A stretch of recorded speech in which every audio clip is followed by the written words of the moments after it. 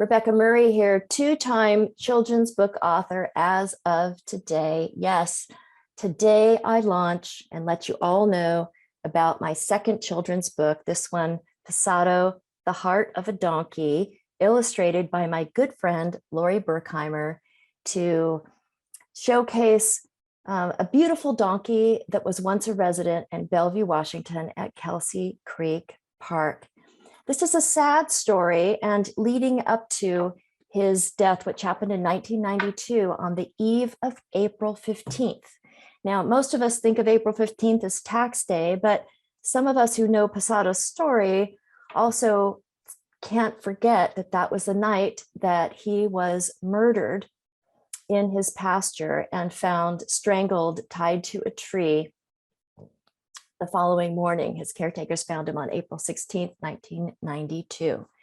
Now, this book, although a children's book, is an uplifting story, as you will see when you buy it, showcasing Pasado's lovability, his kooky character, his sense of humor, and how much he was loved and loved others.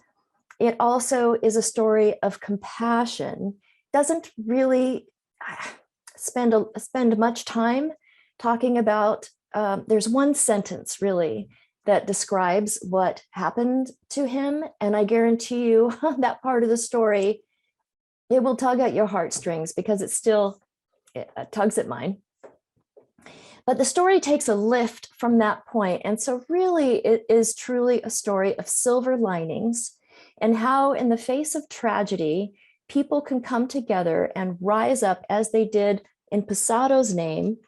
What happened at this trial was, it was the trial essentially of these three boys where they took Pasado's life and they were given very minimal sentences, community service essentially.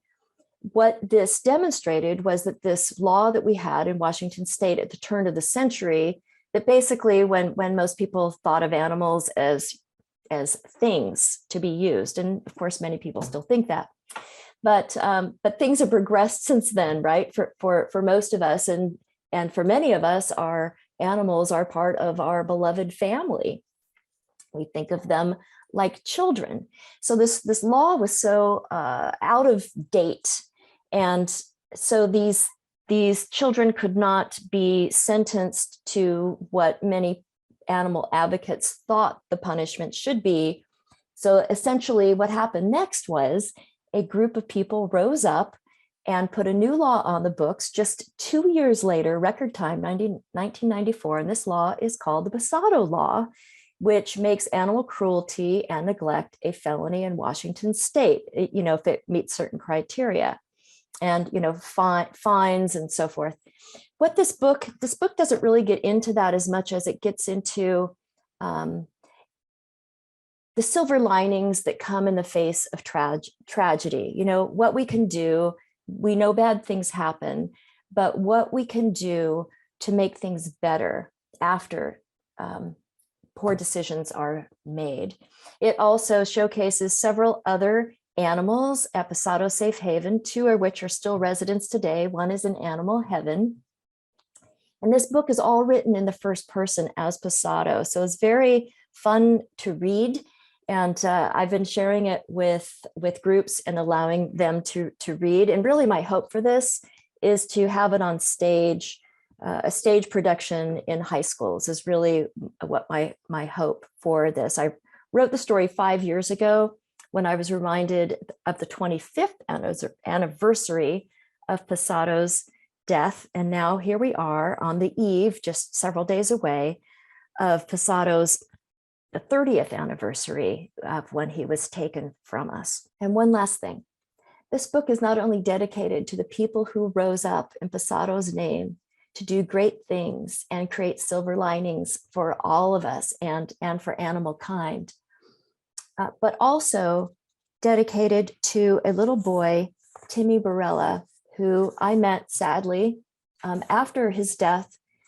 He died of smoke inhalation in a house fire a couple of years ago with his beloved dog Bella at his side. So Timmy is actually written into this story, and there is a dedication to him in the front. Timothy Aaron Barella, who passed away in September of 2020, which is when I met his mother, Tracy Gromas, and his brother, Benny. I put a link below for you to be able to buy the book. It is $11.97 at Amazon. And if you're local here, I'm happy to come to a book signing if you'd like to do something like that, so that you can have a signed copy. All right, bye everyone. Don't forget to get your taxes in.